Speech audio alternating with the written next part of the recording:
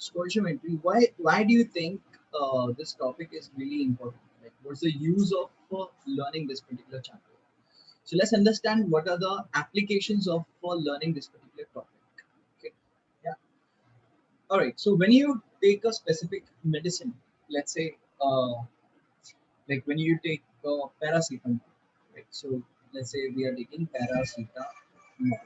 Right now, what is the structure of the paracetamol, guys?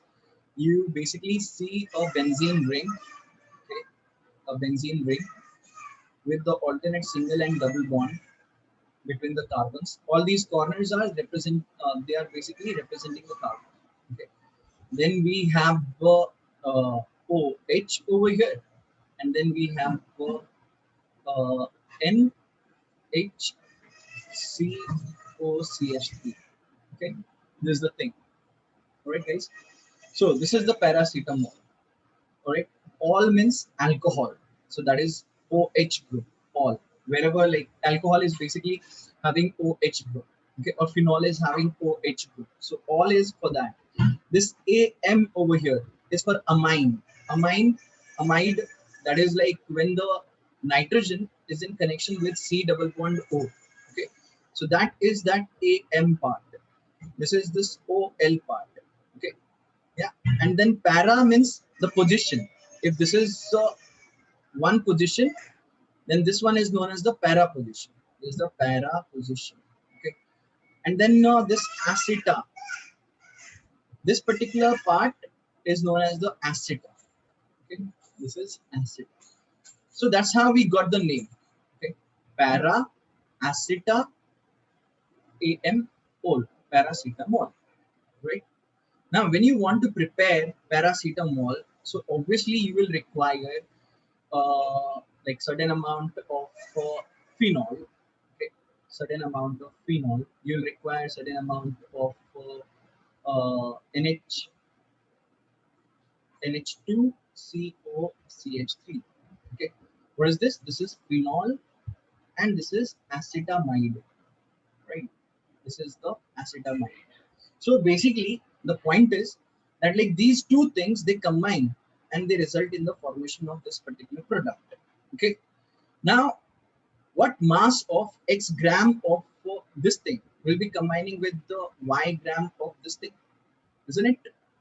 So to be able to determine uh, like how much of phenol is required, how much of acetamide is required to form Z gram of paracetamol, you need to know stoichiometry. So this is one basic application, which is like normally like this thing is done by the industries which are basically preparing these kind of things. Yeah, the pharmaceutical companies, right? This is one basic example where you actually apply the concept of stoichiometry. All right, so let's go ahead. Besides that, there are several more applications. Like when you take that paracetamol tablet only, okay.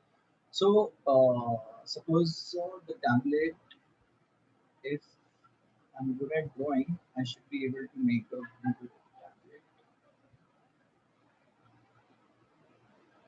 Suppose this looks like a tablet. Okay, just imagine that this is paracetamol tablet, right?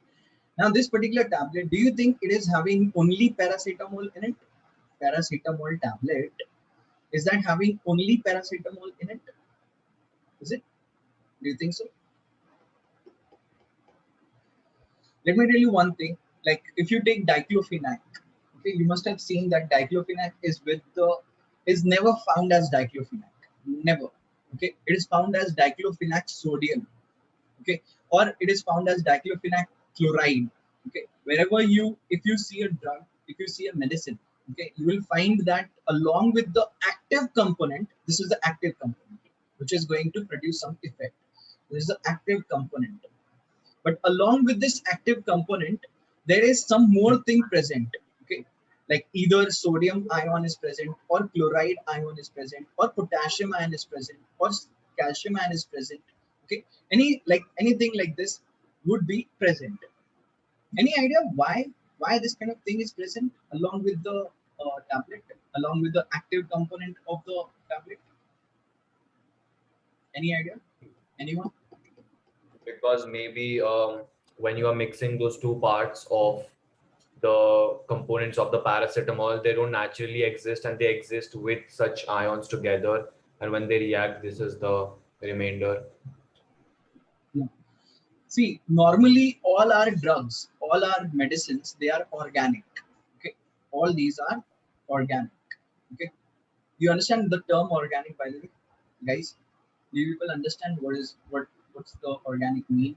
Yeah, organic means like they are mostly made up of carbon. Okay, so these organic substances, they are insoluble in water. They are insoluble in water, actually.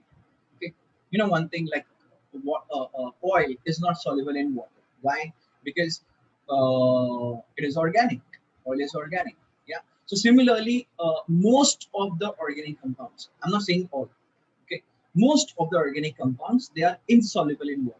Okay, but when you are combining with these things, okay, when you combine this whole thing uh, with the organic substances along with the sodium ion or chloride ion or potassium ion or calcium ion, they become soluble in water. But why do you want to make it soluble in water? Why? Because you are consuming it. Okay, and all the biochemical reactions, they take place in water as a medium, right? Like when it goes inside our body. Okay, so what is the main medium in which like all the reactions are taking place? That's water, right? So the things need to be soluble in water in order to undergo the biochemical reactions, right?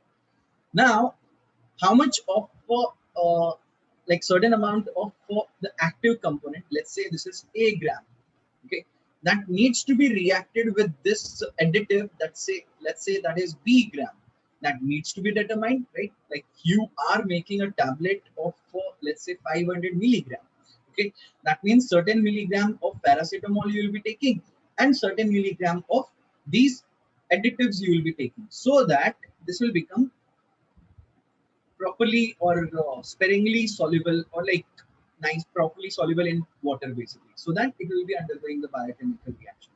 Now, in order to understand how much of this to be added or what amount this should be to produce the desired effect, okay, it should not be producing like great amount of side effects. Okay, so in order to basically have the desired effect, okay, and along with that like making it soluble, you need to know stoichiometry, you need to know the quantitative chemistry.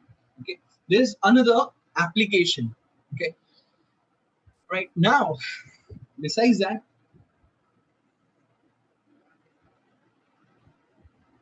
do you know one thing, like when you do photosynthesis? Okay, uh, what do you write, like what is the equation of photosynthesis, guys?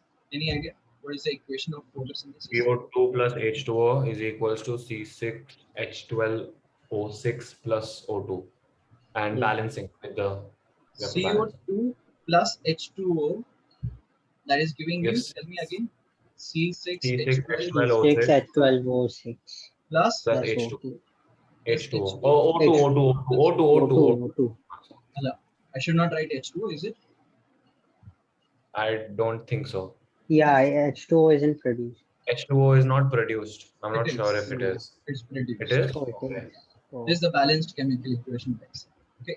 So this is the reaction of photosynthesis. Now you see one thing, like, is it like correct writing 12H2O and 6H2O over here? Instead of that, like I could have written 6H2O and no H2O over here, 0H2O over here, right? But I didn't do that. I actually chose to write 12H2 on the left hand side and 6H2 on the right hand side. Okay, this is the actual equation of photosynthesis. This is the uh, right equation of photosynthesis.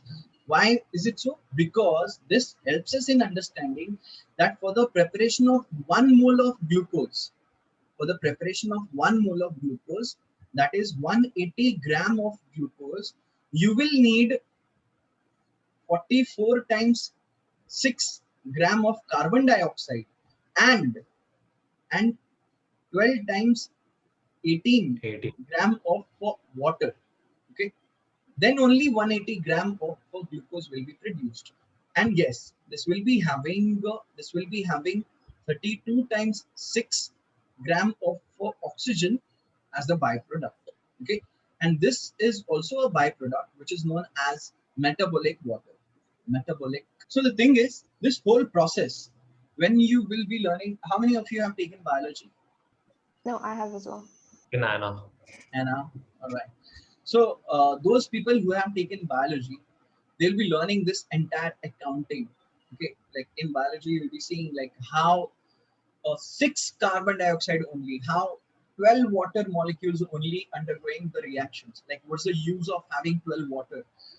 Like how they are undergoing the splitting ultimately to form uh, 1 mole of glucose. Okay, besides that, in the respiration, you have the reverse reaction. Okay, glucose undergoing the oxidation with in presence of oxygen, resulting in the formation of the 6 carbon dioxide and 12 water and 38 ATP. There is a word, there is a number 36 to 38 ATP. Why only this much? And how we came to know about like this particular number of 36 to 38 ATP only?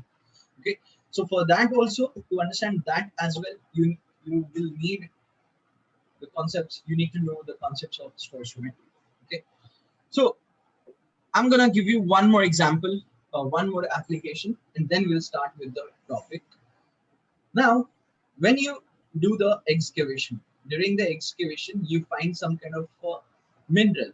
Okay, and if from that mineral, if you are able to extract a good amount of metal, then you call this mineral as ore.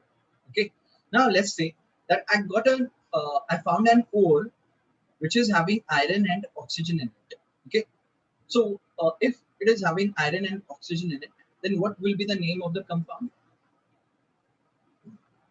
Iron oxide, isn't it? Yeah, simple. Yeah. Iron oxide, right? But this iron oxide can be Fe. This iron oxide can be Fe2O3. This Fe2O3. iron oxide can Hmm. be Fe3O4. Any of these. When you take the ratio of Fe is to oxygen, it is 1 is to 1, or 2 is to 3, or 3 is to 4. Do you think that like all of these will be having same properties? No. No. Obviously not. Okay, they all will have different properties. Do you think they will be able to give us the same amount of iron? No. Again, No. no, right? So they cannot give us the same amount of iron, right? And the processes that we will be following for the extraction of the metal, that also would be different. Okay, so it becomes very important to know which compound you're having, or what is the ratio of elements combining to form that particular compound, right? And there, this particular analysis is known as empirical analysis. Okay, that also we'll be learning here in this particular topic. Okay, you getting it right? I'm sure like you people must have done empirical analysis in 10th grade also. Haven't you people done this earlier? I mean, I'm not sure with the term empirical analysis, but I remember we did something similar to this. We've done empirical formula. Empirical Wait, formula. wait. Empirical formula, Hmm. empirical analysis, man. Yeah. Okay. All right. Okay, guys. So these are some basic applications. Now let me tell you one thing, guys. Whenever I'm giving you the applications, okay, let me tell you one thing. I'll be giving you the applications for all the chapters. Like I'll be talking about each and every concept, while I'll be giving you the applications also for that particular concept. Okay. Now, why I'm giving you the application, so that you will be able to think about your topic for your IA, the individual investigation. You remember we discussed about like IA, like what is an IA? Yeah. So you need to, Yeah. so all these kind of applications will help you in understanding the how to come up with a topic for the individual investigation. Remember, the phrase is individual investigation. Okay, I'm just bringing in a spark so that you will be able to think. Okay, yeah. So keep thinking about a specific topic in each chapter. Okay, so that you come up with a very nice topic in the end. Okay, yeah. All right, guys. The topic stoichiometry will be learning following things. Now, let me tell you one thing. Here, there is no SL or HL. Okay, entirely it is for SL as well as for HL, obviously. Yeah. So the first thing that we'll be learning here in this chapter is mole concept.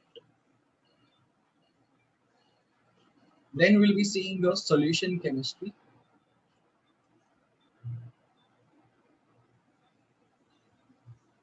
We will be seeing the empirical analysis.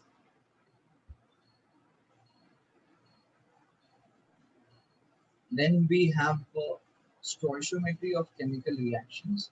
Stoichiometry of chemical reactions. Then we'll be learning about concept of limiting reactant.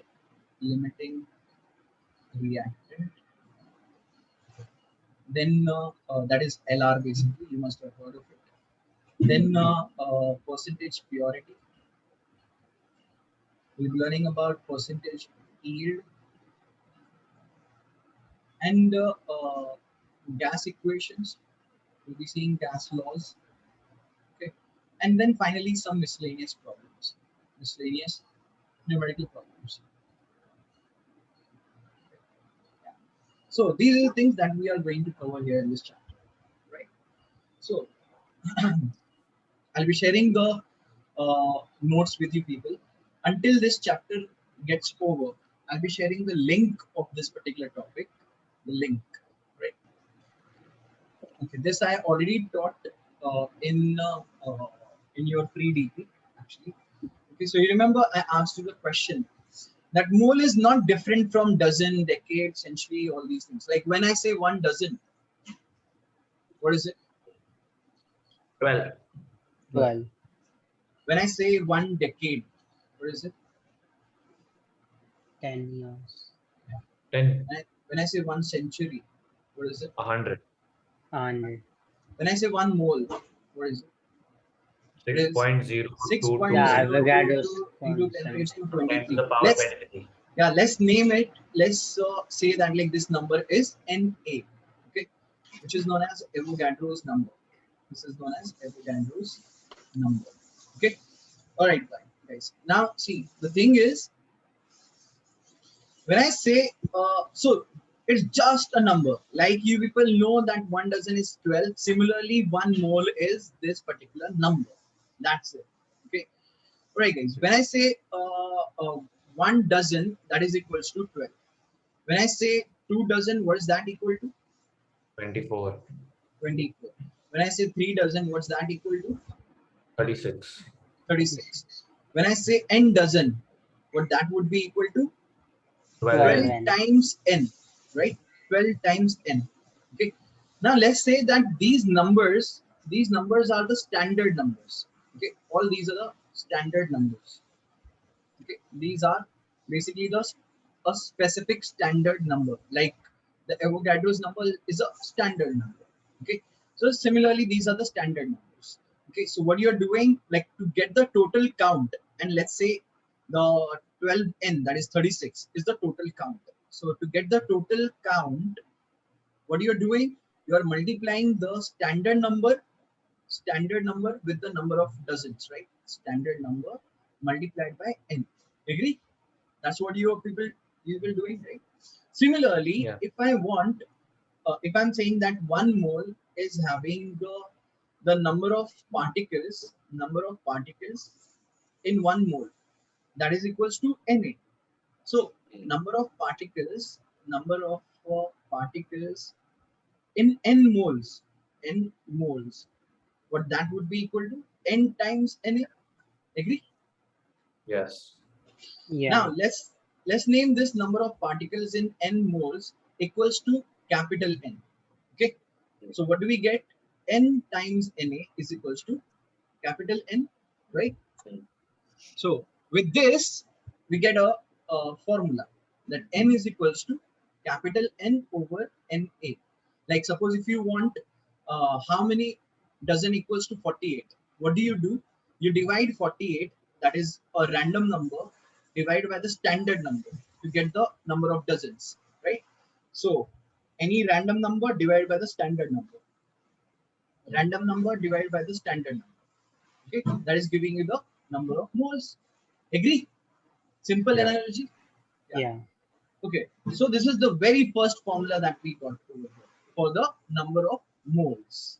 Okay, now, okay, like I don't know, like the origin of 1 dozen or 1 decade or 1 century, how these numbers came. Okay, but Avogadro's number, the origin is known to us. Okay, it was actually defined for carbon, but I'm not defining it for carbon right now. I'm defining it with the help of hydrogen. People knew the mass of one hydrogen at that time. Mass of one hydrogen was known to us. What was that? That was 1.6626 into 10 raised to minus 24 gram. This is the mass of one hydrogen. Okay. So guys, if you are writing this kind of number for the atomic mass in the periodic table, then the periodic table will be highly inconvenient to read. Okay, you won't be able to read it properly, yeah, because of this kind of number. So what we are saying that, like, since this is the lightest and smallest element, so let's consider that this lightest smallest element is becoming the unity, 1 gram, 1 unit. Okay, do you think it will be having one hydrogen only in 1 gram? No. So then No. in that case, we'll be having mass of X number of hydrogen. Let's say X number of hydrogen will be equal to 1 gram. You can apply the unitary method over here. You know how to apply the unitary method over here. To get the value of X, X will be equal to 1 times 1 over 1.6626 into 10 raised to minus 24. Agree? Yes. Yeah. This is coming out to be almost equal to 6.022 into 10 raised to 23. When you do this, we'll be coming up with this number. So this is how the Avogadro's number was proposed. Okay, if if Avogadro, if he would have counted one by one, like one particle, second particle, third particle, and then if he would have come up with this number, then it would have taken multiple lives.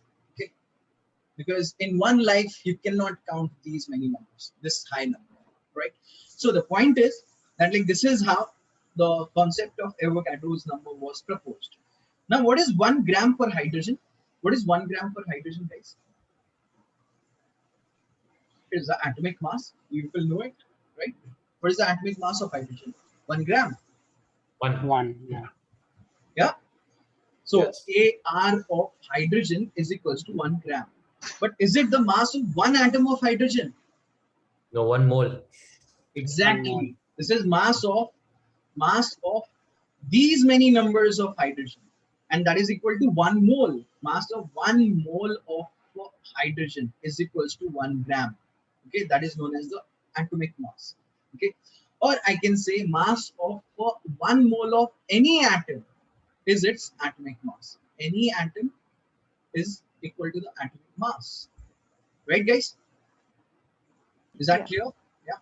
So we have mass of 1 mole of any atom is equal to the atomic mass of that particular atom, right? Now, if I'm saying that, like, I'm taking any random number, so m gram of atom, m gram of atom will have certain number of moles, right? Or let me make it like easier for you. So what I'm saying is, so 2 moles of atoms, 2 moles of atoms. What is the mass? Mass of 2 moles of atoms will be equal to 2 times AR. Similarly, mass of n moles of atoms, n moles of atoms will be equal to NAR. NAR. So, Yeah. what is N? N is equals to mass upon AR. There's the second equation that you got for number of moles. Is that clear, guys? Exact Yeah. same way, exact same way we define the molecular mass. What do you understand with the term molecular mass, guys? What is molecular mass? MR. The addition of all ARs in the Yeah. molecule. In the Mass of 1 mole of molecule, right? It is the mass Yes. of 1 mole of molecule, right, guys? Mass of 1 mole of molecule. So if I'm defining n mole of molecules, then n will be equals to certain mass divided by mr. This is your fourth equation. Okay. Any doubt in this? And then one more thing. Now it was observed, and it can be actually deduced also, that 1 mole of any gas, 1 mole of any gas at 24 standard days. temperature and pressure is equal to 22.7 dm3. Okay, you people learned 24 dm cube in your earlier grade. 24 dm cube, that was at room temperature pressure. This is standard temperature pressure. What is standard temperature pressure? 0 degrees Celsius, 1 atmospheric pressure. Okay, so in that kind of condition, the volume is also less. So 1 mole of any gas at standard temperature pressure is 22.7 dm cube. Okay, so volume of n mole of any gas, n mole of any gas at STP will be equal to n times And 22.7 dm cube. Yeah. So what we can Yeah. say, that n is equals to the volume divided by 22.7, given that the volume is also given in dm cube. So this is the fourth formula that we derived. Okay, right? So in your MCQs you won't get the data booklet, but in your structure type questions you will be given the data booklet where you will find all these formulas. Okay, right? So, but like obviously it is expected that you know the formula, because in MCQs you don't get the data booklet, so you should know the formula, right? So guys, anyone having any problem in understanding any of these formulae? I'm just summarizing the whole stuff. Okay, what we learned over here right now is number of moles. Yeah, I is just equals had to- one question. Wait, let me just summarize this thing. N over Yeah. Na, we saw this is equals to mass over atomic mass. We saw that this is equals to mass over molar mass, or we saw that the volume of gas in dm cube over 22.7. This one is for the number of molecules, number of any particle. Okay, yeah. This one is for atoms, right? Then this one is for molecules only, and this one is for gases only, for gases at STE only. Yeah, where what is this? N is the number of moles. Yeah, go ahead with your doubt. Yeah, you said STP. So is STP at 0 degrees? Yeah, STP, standard temperature pressure, is 0 degrees Celsius, that is 273 Kelvin. Okay, or 1 atmospheric pressure, that is 1.01325 into 10 raised to 5 Pascal. Okay, Okay, thank you, sir. or 1 atmospheric pressure. You can say simply 180 mMs. Right, guys? Anyone having any other doubt? Right.